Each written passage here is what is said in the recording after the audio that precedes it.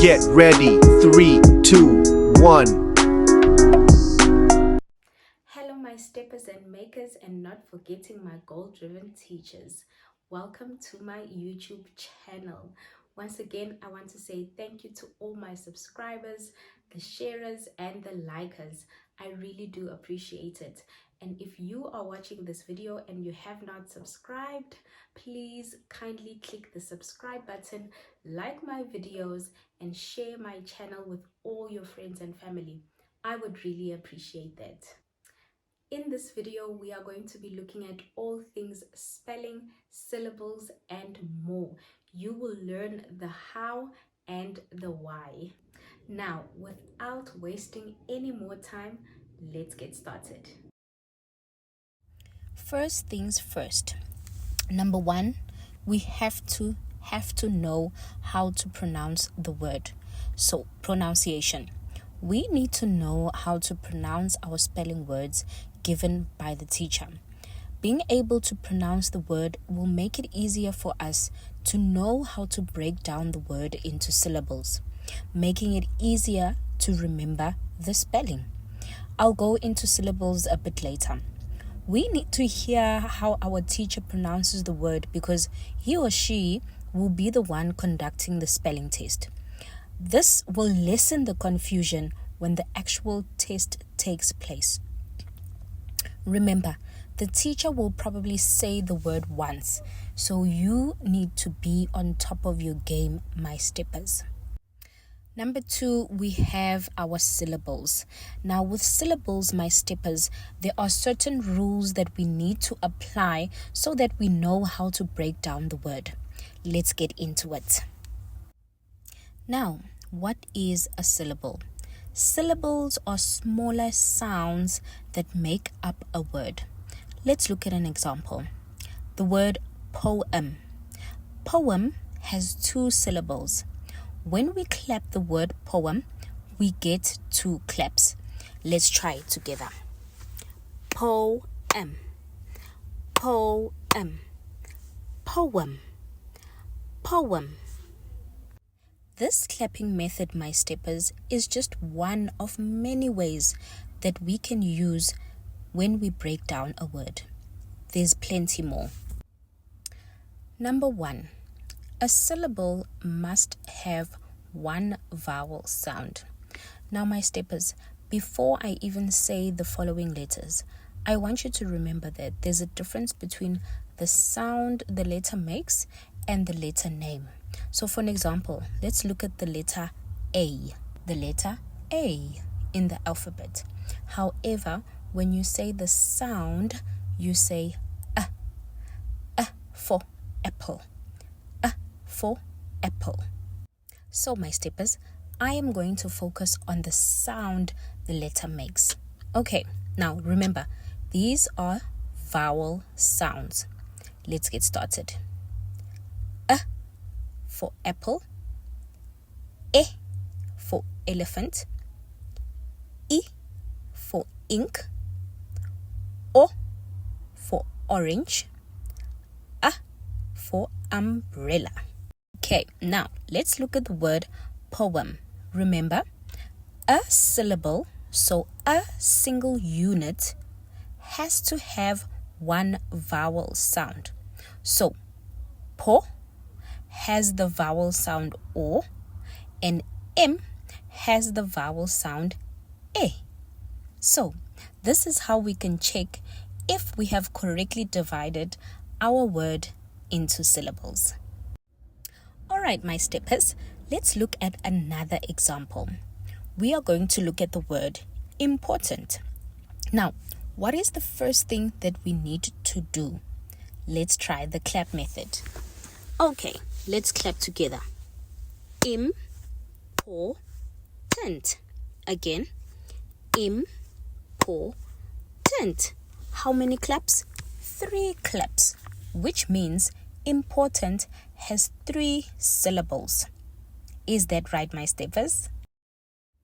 But what do we need to do next?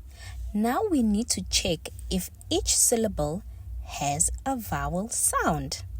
Okay, let's have a look. Im has the sound E. Paw has the vowel sound O. And tent has the vowel sound A. All right, my steppers, let's move on to number 2. Number 2, vowel digraphs stick together. Now we have to remember this. When we are breaking down a word into syllables, we should not separate vowel digraphs. But what are vowel digraphs? Vowel digraphs are 2 vowels that are put together to create a single sound that slides or glides without a pause. So when we say this sound, it should not have a break in between. Let's have a look at some examples. The word rain, rain, rain, rain. You can hear that there is a smooth slide or glide in between the letters R and N. And remember our rule, my steppers. We need to have 1 vowel sound in a syllable. All right, so we cannot separate the word rain. It will have to be 1 syllable. All right, so the same will apply for the word meet and look. Because of the vowel digraph, we cannot separate the sound. Both the letters need to stick together to create the sound. And remember our rule. A syllable needs to have 1 vowel sound. Let's look at the word look. Look. Say for instance, we break the word after the second O. Then the K will be left on its own. And that is not correct. Remember our rule? A syllable needs to have a vowel sound. So the word look will have 1 syllable. Number 3, double consonant sounds are separated. So what are consonants? Consonants are the rest of the letters in the alphabet except for the vowels. So your L, your S, and your P. Those are the examples that we are going to look at. Now, our first word is brilliant. Brilliant. Now, let's look closely. The word brilliant has 2 L's. Now, immediately, we need to separate the 2 L's. So we draw a line in between them. What's the next thing that we need to check? We need to check if each syllable has a vowel sound. Does each syllable have a vowel sound? Yes, my stepper. Let's look at the first syllable. It has the letter I. The next syllable has the letters I and A. So we have broken down the word brilliant correctly. Some of you at home are sitting there and thinking, but I can separate this word differently. And this is what you are probably doing. Brilliant. Brilliant. But now remember, we need to separate the consonants. And also, when we say the word brilliant, we are not putting any emphasis on the vowel sound, which means we cannot break down the word after or before any vowel. Our next word is possession. Possession. Now, according to this rule, we need to separate the 2 consonants. So, I have put a stroke in between the first 2 S's and then another stroke in between the next 2 S's. Now remember, my steppers, now I need to check, does each syllable have a vowel sound? Let's see. The first syllable has the vowel sound O. The second syllable has the vowel sound E. and the last syllable has the vowel sound E. So, my steppers, we have separated the word correctly. All right, my steppers. Now, there's something else that we need to look at.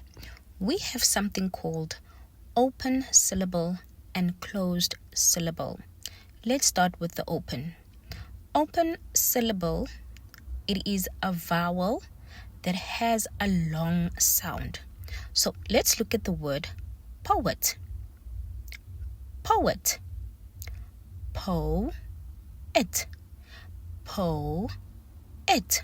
Now, you can hear that I am putting emphasis on the sound O. Po-et.